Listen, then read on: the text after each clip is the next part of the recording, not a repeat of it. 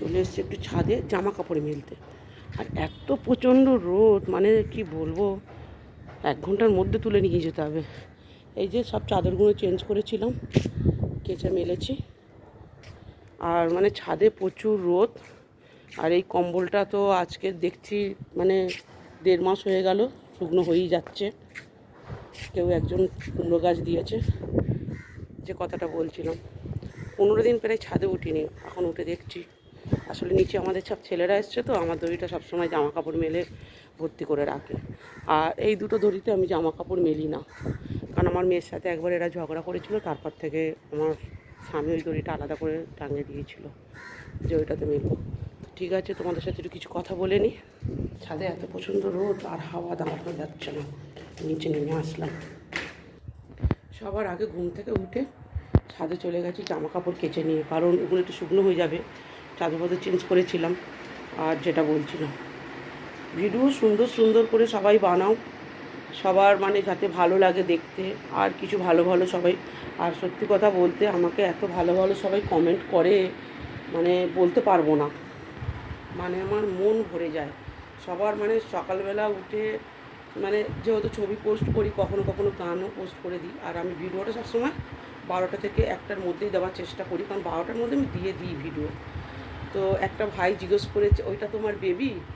আমার ওইটুকু বেবি কী করে হবে? ওইটা আমার বেবি না, ওইটা আমার বোনু। আমি ওনার দিদু নই, আর ও হচ্ছে আমার জীবন।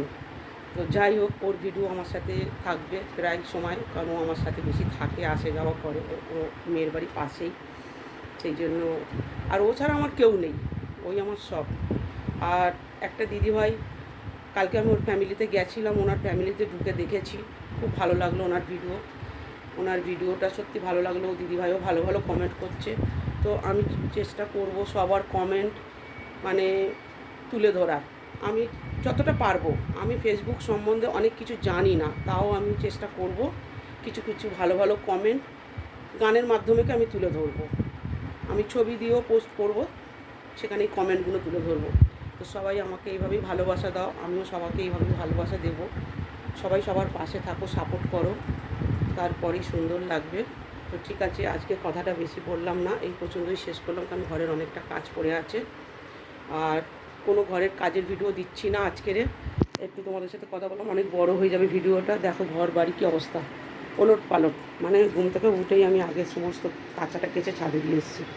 তো ঠিক আছে, সুন্দর সুন্দর কমেন্ট করো। আর দাদা ভাইরা, দিদি ভাইরা, সমস্ত ছেলেমেয়েরা খুব ভালো ভালো কমেন্ট করছো। কাকুরাও কিছু কিছু আছে দেখছি, খুব ভালো লাগছে।